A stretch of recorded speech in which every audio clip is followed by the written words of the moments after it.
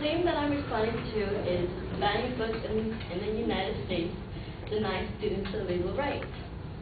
So my opponent's secondary claims are banning books directly violates Article 19 of the Universal Declaration of Human Rights.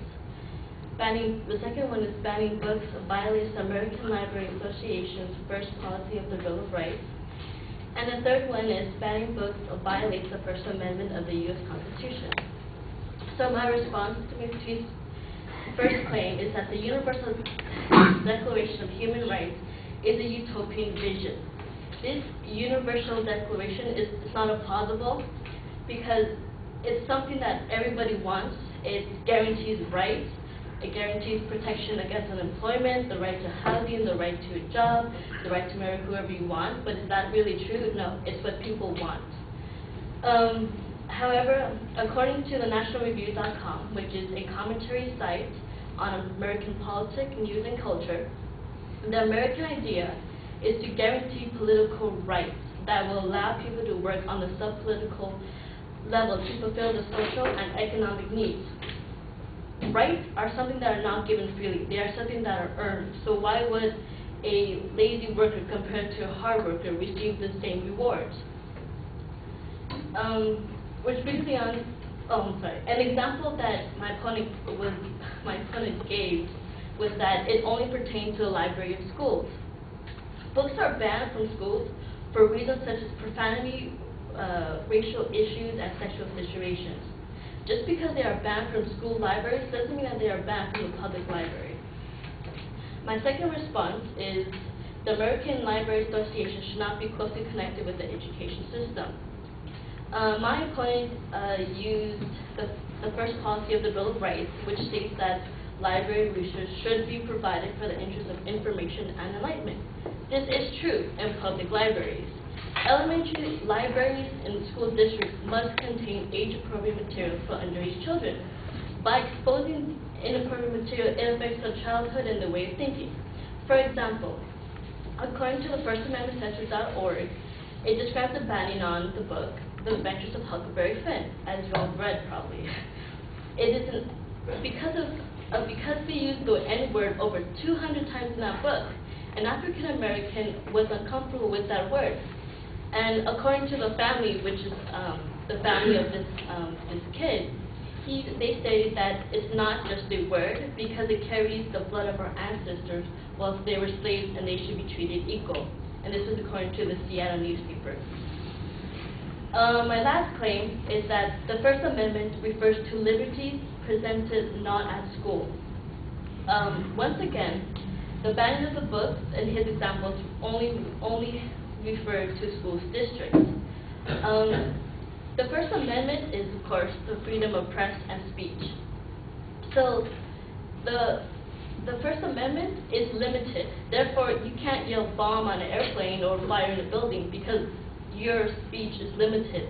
Especially when you walk into your school, your rights are limited also.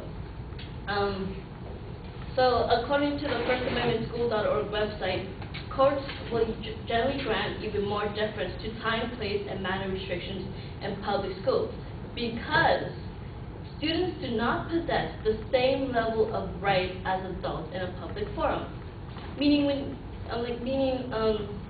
that the First Amendment only refers to the public and not to schools.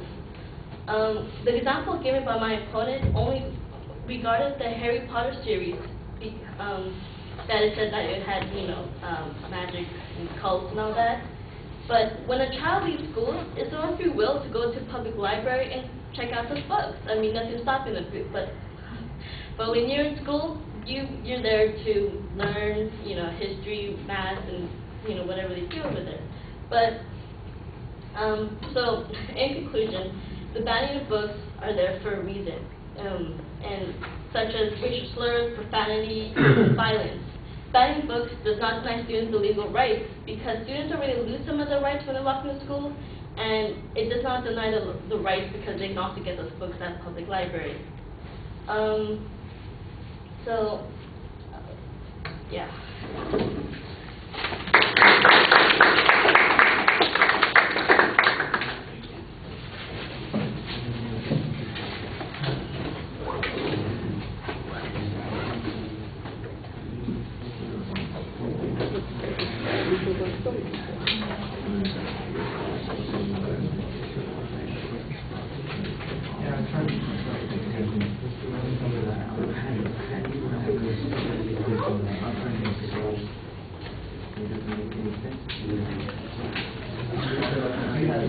All right, all the structural stuff is fine. I thought that you had a direct counterclaim on how this is supposed to be applied. You challenged the notion of rights. I didn't understand how that was supposed to be applied to the school issues, but later on when you're discussing the leeway that schools have, I thought that you had a much clearer explanation on that and why the American Library Association's standards shouldn't be the ones that are applied in this particular case.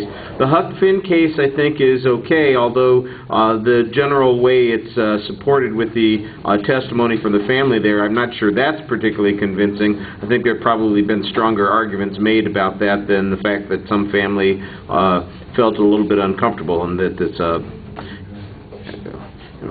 what they say is a stain on their blood or something like that. That just sounded a little over the top on that particular point. I thought that the better argument that you had came right after that, where the courts give schools leeway. They recognize that it has to be age appropriate, has to be related to the curriculum, and I thought that those were the right kinds of applications of arguments to make there.